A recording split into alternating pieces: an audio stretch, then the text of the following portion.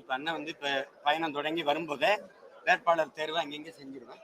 மொத்தமா தேர்தல் அறிவிச்ச பிறகு ஒரு திருச்சியில அல்லது சென்னையில அது ஏதோ மையப்பகுதியில வச்சு மொத்த வேட்பாளரையும் மேடையில் வச்சு அறிவிக்கும்.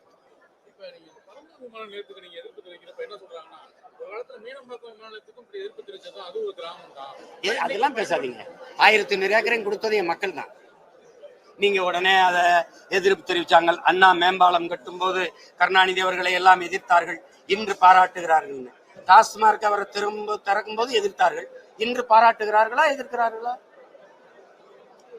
அப்புறம் சும்மா அதை கட்டும் போது அப்புறம் என்ன, நீங்க எப்படி இடம் 1500 ஏக்கர் எப்படி வந்துச்சு? மக்கள் கொடுக்காம வந்துச்சு. 4 வழிச்சாலைக்கு இடம் எப்படி வந்துச்சு? தேவைன்னா கொடுக்குறாங்கல்ல தம்பி. சரி, நாம ஒண்ணு கேட்போம், இப்படி கேட்போம். நீ நம்ம ஒரு பொது மனிதனா 2 பேரும் பேசிப்போம். இந்த மீனம்பாக்கம் வானூர்தி நிலையத்துல என்ன பிரச்சனை? உலகத்தின் மிகப்பெரிய வானூர்தியை இறங்கி ஏறிடுச்சு, பறந்துச்சு, இறங்கி பறந்துருச்சு. ஒரு ஓடுதலம் தான் இயங்குது, இன்னொரு ஓடுதலம் சீரமைக்காம இருக்கு. அதை சீரமைச்சாலே போதுமானது. நமக்கு பறக்க வானூர்தி இருக்கா? இண்டிகோவை தவிர ஒரே வண்டி தம்பி. அவர் சொல்றதான் கட்டணம், அவர் எடுக்கிறதா நேரம், அவர் பறக்க நேரத்துக்கு தான் நீங்க போகணும். அது இல்லைன்னா இல்ல, அவ்வளவுதான். நீங்க அவசர பயணம்னா ஒரு சரியான நேரத்துக்கு போனோம்னா வாய்ப்பு இல்லை. அப்புறம் இதுக்கு தம்பி 5000 ஒரு வண்டி பறக்க 5000 ஏக்கரா? சொந்தமா ஒரு விண்ணூர்தி கூட இல்லாத நாட்டுக்கு 5000 ஏக்கர்ல ஏர்போர்ட் எதுக்கு தம்பி? இதெல்லாம் என்ன தம்பி இது வேலை? புரியல. நிதி நெருக்கடியால தமிழக அரசு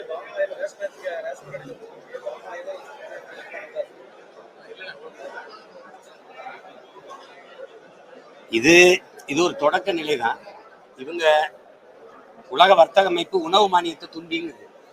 அதனால முதலாளிகளுடைய வியாபாரம் நீ இலவசமா கொடுக்கறதுனால எங்க வியாபாரம் படுத்துக்கிறதுன்னு, எங்க வியாபாரத்துல இழப்பு ஏற்படுது. அதனால அந்த மானியத்தெல்லாம் நிறுத்துங்க.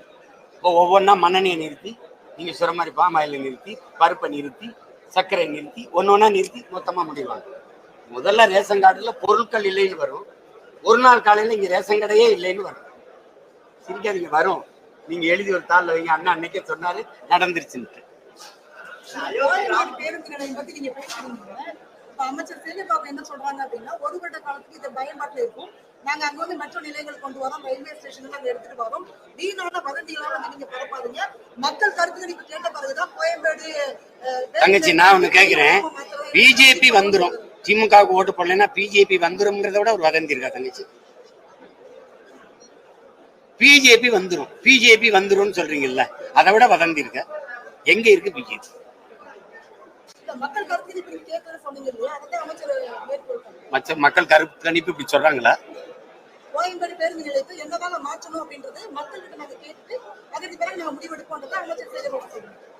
மக்கள் கருத்து கேட்கும் போது டாஸ்மார்க்க மூட சொன்னாங்க. அந்த கருத்துக்கேற்ப ஏங்கிருக்கீங்களா?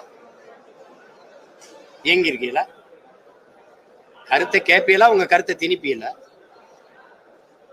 வேணாம் வைக்கலாமா வேணாமான்னு ஒரு கருத்து கணிப்பு எடுத்தீங்க. எப்படி எடுத்தீங்க? யாரையாவது பேச விட்டீங்களா? உங்க கட்சியின் கருத்தை எதிர்த்தவங்களெல்லாம் கேவலமா திட்டி வெளியேற்றினீங்க. என்னையும் அதே மாதிரி கூச்சல் போட நினைச்சீங்க, உங்களுக்கு நடக்கல. நீங்க அடிக்கடி பணங்காட்டு நரி, இது சலசலப்புக்கு அந்த நீ பணங்காட்டு நரி, பணங்காடே நான் தான். அங்கதான் சொன்ன நீ பணங்காட்டு நரின்னா நான் வன்னிக்காட்டு புலின்னு.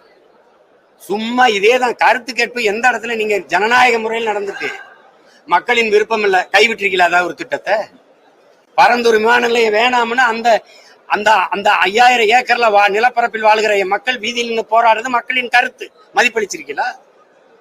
அணு உலை வேணாம்னு 2 வருஷம் போராடுறது என் மக்களின் கருத்து, மதிப்பளிச்சிருக்கீங்களா?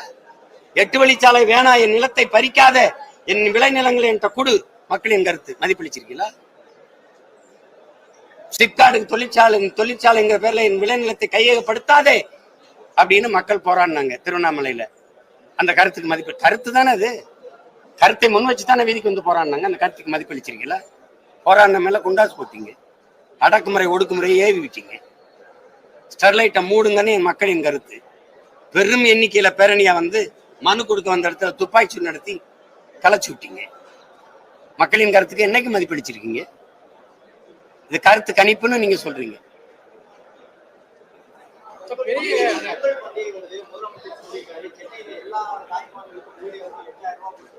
மழை நிவாரணம் 6000, படைகள் உள்ளிட்ட 1000, பொங்கல் பரிசு தொகை 1000, 8000 ரூபாய் ஒரே மாதத்துல சென்னை பெண்களுக்கு தான்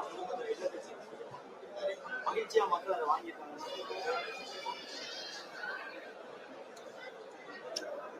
எது ஒன்றுக்கும் எந்த துயரத்திற்கும் எந்த பிரச்சனைகளுக்கும் 1000 500 கொடுக்கறதே தீர்வுனா தம்பி.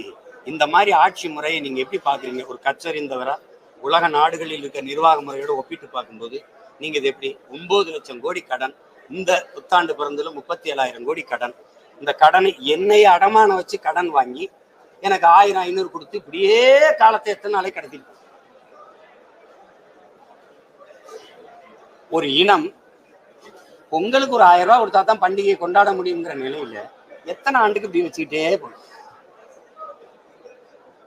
சொல்லுங்க, எத்தனை ஆண்டுக்கு எத்தனை ஆண்டுக்கு கொண்டு போய் இந்த தொகையை உயர்த்துவீங்க? இந்த தொகை தேவைப்படாத அளவுக்கு வாழ்க்கை தரத்தை வருவாய் பெருக்கத்தை உயர்த்துவீங்க?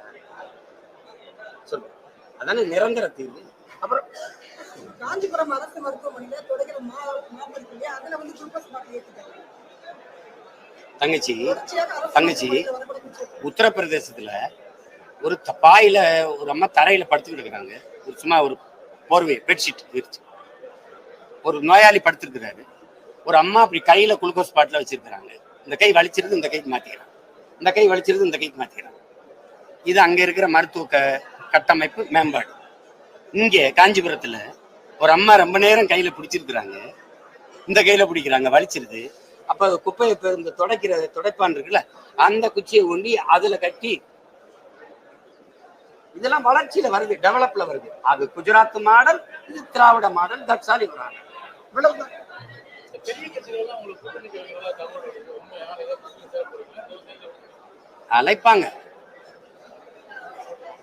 அழைப்பாங்க தானே.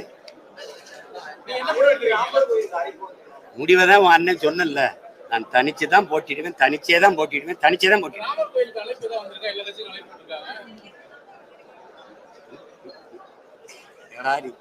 இப்படி ஒரு கேள்வி கேட்குறேன். யாராவது நண்பர்கள் போயிட்டு கொண்டாந்து தருவாங்க. தம்பி, ராமருங்கிறவரு ஒரு வழிபாட்டுக்குரிய இறை என்பதை தாண்டி பாரதிய ஜனதா கட்சியினுடைய ஒரு ப்ராப்பர்ட்டி. அவர் தான் அந்த கட்சியின் தலைவர், பிள்ளையார் பொதுச் செயலாளர். இதுதான் பாரதிய ஜனதா. இதுல ஜேபி நட்டா தலைவர், இவர் பொதுச்செயலாளர் நீ கருதாத. ராமருங்கிறவரு இறைவன் அல்ல, கடவுள் அல்ல, கட்சியின் தலைவர். பிள்ளையார் அவங்களுக்கு பொதுச் செயலாளர். இல்லைன்னு சொல்லு, ஆமாவா இல்லையா? ஆபாச படங்கள் பார்ப்பது, பதிவிறக்கம் செய்து பார்ப்பது குற்றம் அல்ல அப்படின்னு நீதிமன்றம் பாக்குறாங்க. பாராளுமன்றத்தில் சட்டமன்றத்தில் உறுப்பினர்களே பாக்குறாங்க. பாவம், மக்கள் பார்த்து போட்டுன்னு சொல்லி பாக்குறாங்களா இல்லையா?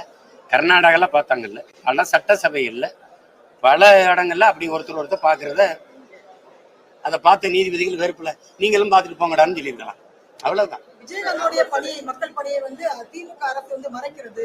அதை கண்டிச்சு 22ஆம் தேதி கள்ளக்குறிச்சியில போராட்டம் பண்ணுவாங்க. உண்ணாவிரத போராட்டம் பிரேமலதா அதை அறிவிச்சிருக்காங்க. அரசு மரியாதையுடன் இறுதி அடக்கம் செய்தது ஆளுங்கட்சி தான். அது செய்யறதுதான். இப்போ ஐயா ஜெமினி கணேசனுக்கே அரசு மரியாதை கொடுத்தாங்க அம்மா ஜெயலலிதா. விஜயகாந்த்ங்கிறவரு ஒரு நடிகர் மட்டும் இல்லாத போராடி ஒரு அரசியல் கட்சியை தொடங்கி குறுகிய காலத்தில் எதிர்கட்சி தலைவராக இருந்து 5 ஆண்டுகள் பணி செய்தார். அதுக்கு கொடுக்க வேண்டிய மரியாதை தானே. அது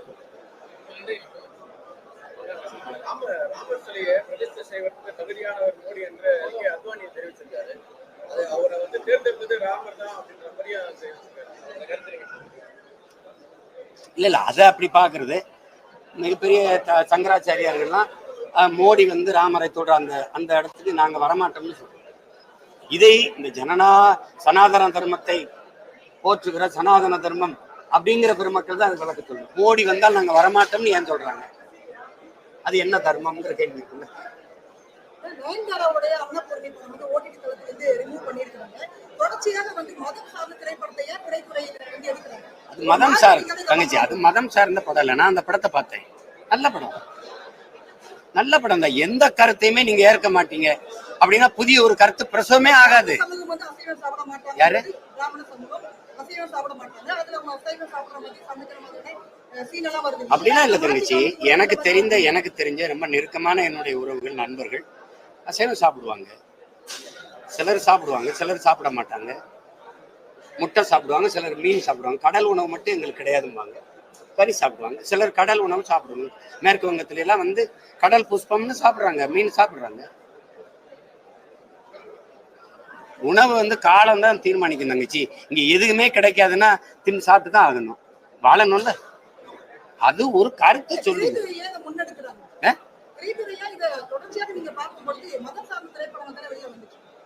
அது ஐயா இறையன்பு சொன்ன மாதிரி ஏற்கனவே இருக்க கோட்பாடு, ஒரு பின்பற்றக்கூடிய ஒரு பழக்க வழக்கம். அதை எதிர்க்கும் போது ஏற்பார்கள், எதிர்ப்பார்கள், விமர்சிப்பார்கள், ஆதரிப்பார்கள். இதுக்கெல்லாம் பயந்தா புதிதான ஒன்றை விதைக்கவே முடியாது. அப்படி பயந்தவன் சமூகத்தில் எந்த மாறுதலையும் ஏற்படுத்தியிருக்க முடியாது. இதுக்கு முன்னாடி இருந்த கோட்பாடுகளை உடைத்து மார்க்ஸ்ல இருந்து, லெனின்ல இருந்து எல்லாரும், நீங்க புத்தன், Phule, Ambedkar, Socrates, Plato, Aristotle எல்லாம் இப்படி தகர்த்து கொண்டு வந்தவங்க தான். அந்த கதையெல்லாம் யாரையும் இழிவுபடுத்தி சொல்லல படம். நீங்க பாருங்க. எதுப்பா யாரு இருக்கிற நாடாளுமன்றத்துல என்ன பிரச்சனை?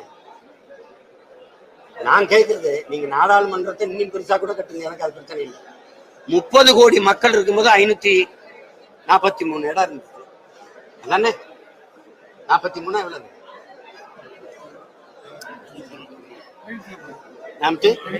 543. நியமன உறுப்பினர்கள் 2, 544. 150 கோடி வந்துருச்சு. 130 தாண்டி போகுது. இன்னும் அதே உறுப்பினர்கள் தான். அப்ப என்ன பிரதிநிதித்துவம் இருக்கு? அப்ப 6 பாராளுமன்றத்துக்கு ஒரு 6 சட்டமன்றத்துக்கு ஒரு பாராளுமன்றத்தை மாத்து, 3 சட்டமன்றத்துக்கு ஒரு பாராளுமன்றம் கொண்டு வந்தால் இந்த உறுப்பு பிரதிநிதித்துவம் ரெட்டிப்பாகும். அப்படிங்கும்போது ஒடுக்கப்பட்டு அரசியல் அதிகாரம் நிராகரிக்கப்பட்டு கிடக்கிற குடிகளுக்கு முன்னுரிமை வரும். நான் விவசாயி ஏன் பிரச்சனை நீ பேசுற, நான் மீனவன் ஏன் பிரச்சனை நீ பேசுற. இப்ப என்னைய தெரிஞ்சுட்டா நானே பேசிடுவேன். அதை செய்யாம கட்டடத்தை பெருசா பெருசா பெருசா கட்டிட்டு போய் என்ன பண்ணிடுது? என்ன பயன் இருக்கு? செங்கலும் சிமெண்ட் எனக்கா பேசுமா தம்பி? சொல்லுங்க தம்பி. இருக்கிற பாராளுமன்றத்தில் இடையூறு என்ன? அந்த கட்டடத்தில் இடையூறு. இந்தியான்னு பேரை மாத்திட்டு பாரத்னு வச்சா வளர்ந்துருமா? இந்த பாராளுமன்ற கட்டடத்திலிருந்து வேற பாராளுமன்ற கட்டடத்துக்கு போயிட்டா ஜனநாயகம் வந்துருமா? எதையும் விவாதித்து முடிவெடுப்பீங்களா? அங்க போயிட்டா 4 நூற்றாண்டுல ஏதாவது ஒரு சட்டம் பொது விவாதத்துக்கு உட்படுத்தப்பட்டு நிறைவேற்றப்பட்டிருக்கா தம்பி? சிஏஏ, என்ஆர்சி, பண மதிப்பிழப்பு, நீட்டு, ஜிஎஸ்டி, சொல்லுங்க தம்பி. எல்லாம் தாந்தோண்டித்தனம். அதுக்கு எதுக்கு கட்டடம்? கட்ட பஞ்சாயத்தை மேலையா?